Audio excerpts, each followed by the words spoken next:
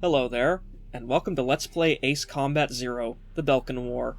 I'm 9Gear Crow, and this Let's Play is going to be the first in a series of LPs taking a look at the game set in Namco's Ace Combat Strange World setting, and doing so in in-universe chronological order, starting appropriately enough here with Ace Combat Zero. I'm going to be sort of flying solo, no pun intended, for this first few videos, but I will be bringing in guest commentators eventually, some of whom have had a lot of experience with the series, others it'll be their first time ever looking or commenting on an Ace Combat video. So we will see how that goes.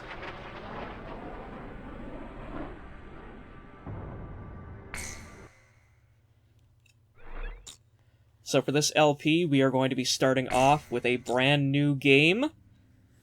We are going to be playing on normal mode, and we are going to be playing with the normal control configurations. So I'm just going to shut up now and let the opening cinematic play, and I will see everyone after the briefing. Oh, him? Yeah. I know him. It's going to take a while. It happened years ago. Did you know there are three kinds of aces? Those who seek strength, those who live for pride, and those who can read the tide of battle. Those are the three. And him? He was a true ace. He was a fighter pilot they called Solo Wing Pixie. He was a colleague of the man I seek. 10 years ago, there was a war that engulfed the world. The Belkan War. And in that war was a pilot who trailed across the sky and disappeared from history. He was a lone mercenary who inspired both fear and admiration. He is the man I seek. And so, with the words of Solo Wing, the curtain rises. It was a cold and snowy day.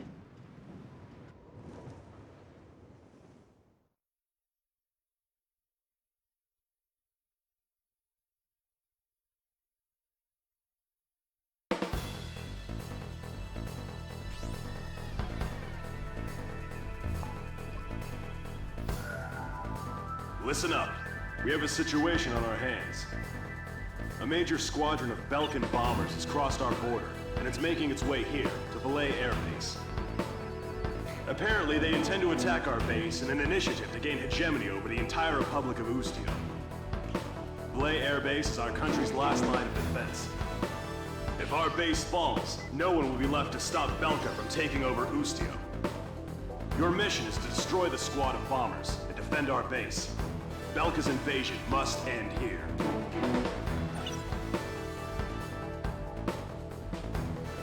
And this, of course, takes us to our mission overview map. You can see here we have our critical targets in red. These are the ones that we need to destroy. Our optional targets are ones that are outlined here in green.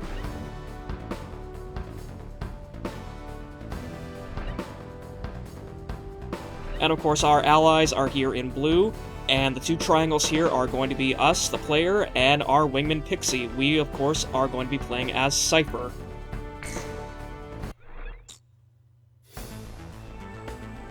From here, we're taken to the hangar screen, where we are given the chance to select and customize our plane before heading out on this mission. We've got three aircraft to choose from here at the start. The Northrop F5E Tiger II, the Saab J-35J Draken, and the Mitsubishi F1. So, I'm actually not going to be playing with the Tiger, even though it is a decent all-around plane, but just so happens that the Draken and the F1 do their specific roles for the upcoming missions better than the F1 does. Instead, we are going to be flying this first mission, which is an air-to-air mission, with the Draken. And as you can see there by the little stats hexagon down on the bottom left of the screen, that the reason I'm choosing it is because of its higher speed and mobility, even though it has less overall air-to-air capabilities compared to the Tiger. And you can also see here, this is sort of our little model viewer screen here. By pressing the square button, it gives you a full view of the plane that you can turn around, use the control stick on in any way you want, and show off its various animations. And last up we have the Mitsubishi F1. This is an attack bomber aircraft. It's pretty much, as you can see by the stats there, just a big, slow, unresponsive, yet sturdy rock of a plane. It's more geared towards air-to-ground missions, so it's probably going to be of little use in this one, but it will get some use in the upcoming Mission 2, though, however, which is going to be an air-to-ground attack mission.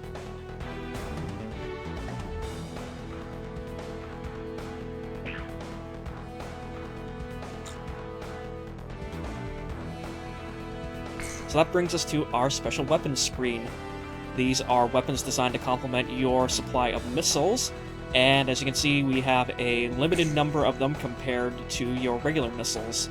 Each plane only has 3 special weapon options to choose from, and only one of them is unlocked from the start. The other 2 you need to buy through the hangar store with credits.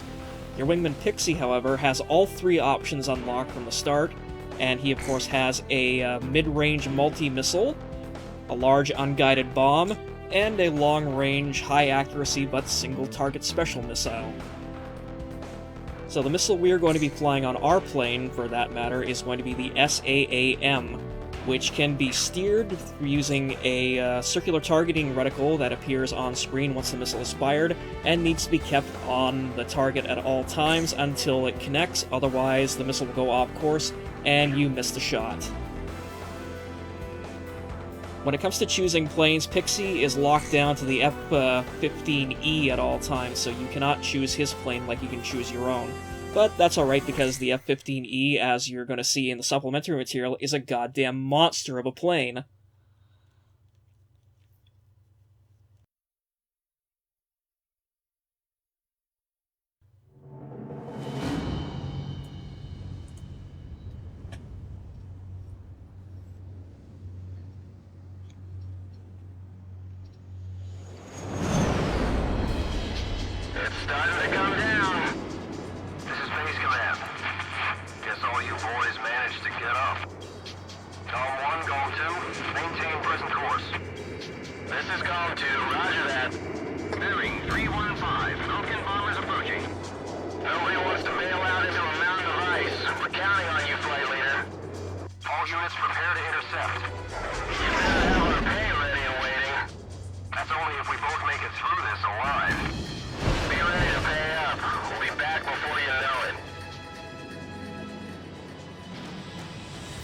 And with this, we are thrust in directly to the actual meat of Ace Combat Zero's gameplay.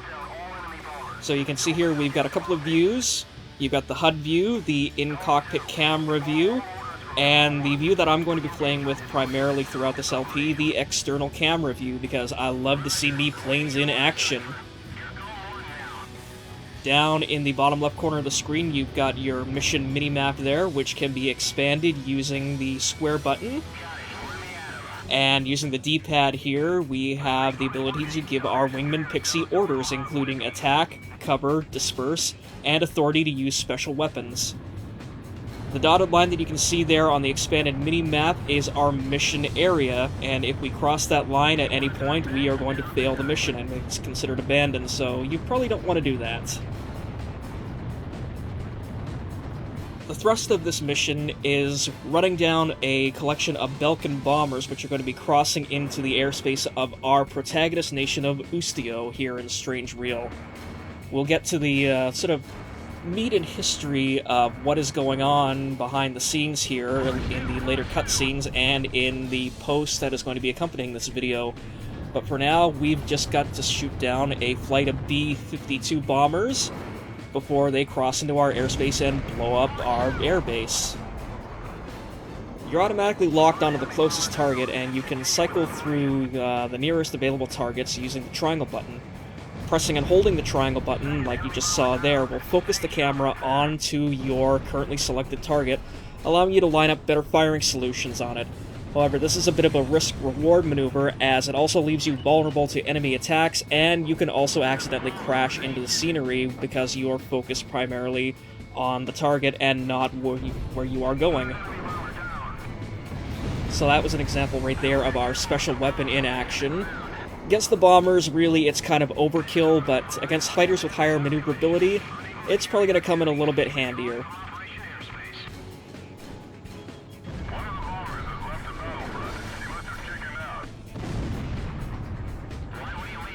And that right there is the game's very quiet and subtle introduction of the ace style system.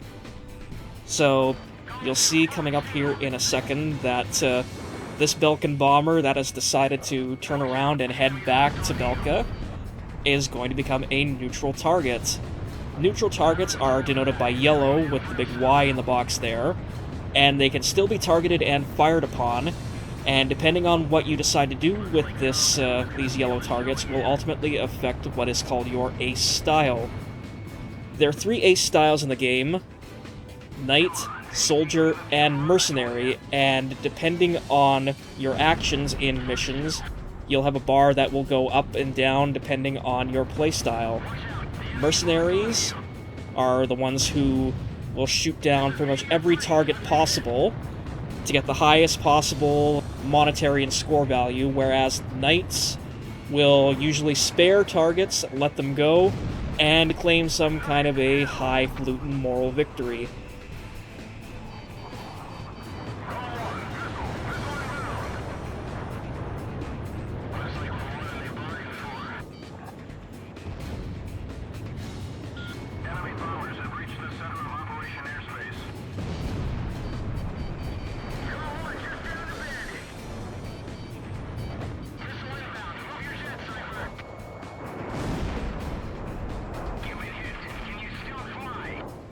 But at this point, the game is pretty much giving you ample opportunities to go down one branch of the ace-style path or the other by giving you all these neutralized fighters, so you can either choose to take them out and go down the mercenary path, or let them go and start down the knight path. For this playthrough, I'm going to be trying to go for the knight playthrough, even though, depending on which ace style that you choose, ultimately affects the story in minor ways, and also decides what types of bosses you will wind up facing later on in the game.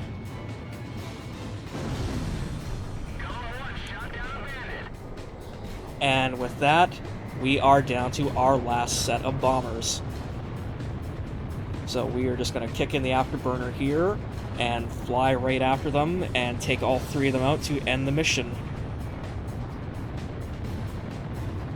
When it comes to actually shooting down enemies, you need to wait for a lock-on, which your reticle will turn red and you will have a sort of high-pitched lock-on tone, and from there you need to press the circle button to fire a missile. Most normal enemies take 2 missiles to shoot down.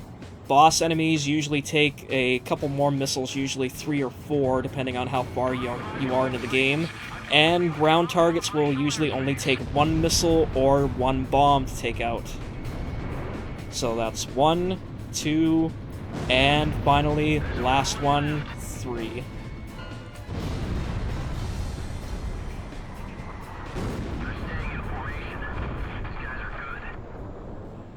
So that's it, we have beaten the first mission of Ace Combat 0.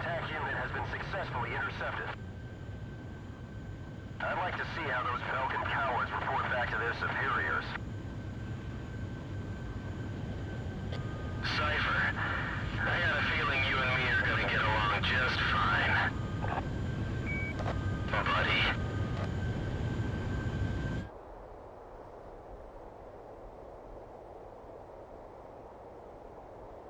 All team, you have permission to land. It all started on that snowy day. My first impression was, he had potential.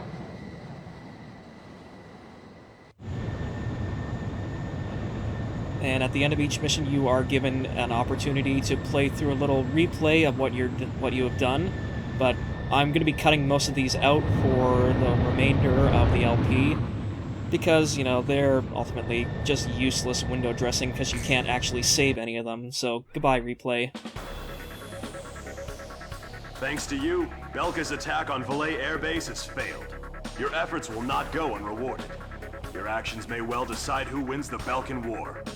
I, for one, will be counting on you. And lastly, at the end of each mission, you are given a little wrap-up screen, which you can just flip off for a second here, and you will see a very sparse sort of replay of your mission and the way things went, just following along your flight path, marking each kill in the sort of three-dimensional environment here. And you can just hold the R1 button to fast-forward it. And ultimately, at the end, you see there, the bar moves up a little bit because we spared all those planes, and we have gone on our first step towards the Night Ace style. And on that note, I will see you all next time. For now, enjoy the opening movie, and welcome to Let's Play Ace Combat 0. The Balkan War is shrouded in mystery. But now, a decade after the peace accords, a portion of the records was finally released. I quickly got a hold of it. Wanting more details, I acquired information from unknown sources. There was a reason for my obsession. The roots of the war lie in the Balkan Federal Law Review that took place in 1988.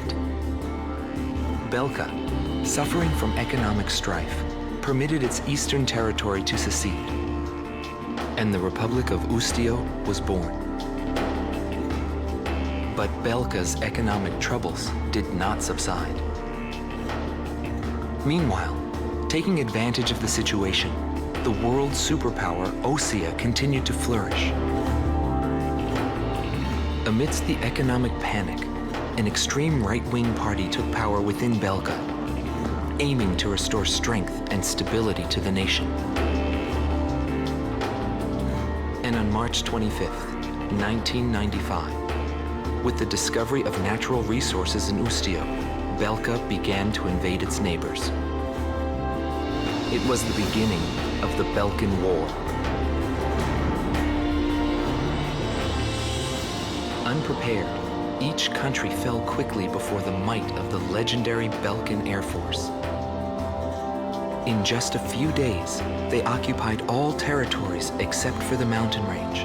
In response, the occupied Ustio government military placed all their hopes on a joint operation between Ustio and the foreign mercenary forces. This, of course, can be found in any history book. But I noticed a strange similarity in the materials I gathered. There were several accounts about a mercenary, all followed by the code word, demon. But most of the information was incomplete. Still, I was intrigued. I decided to pursue the history of the Balkan War through this mercenary. I was certain I would find something there. Would it be the hidden truth behind the war, or just another battlefield legend? I wasn't able to meet the mercenary himself. Actually, it's questionable if he ever did exist. But thanks to some old friends in the military, I was able to track down several individuals who knew him. Soloing is one such man.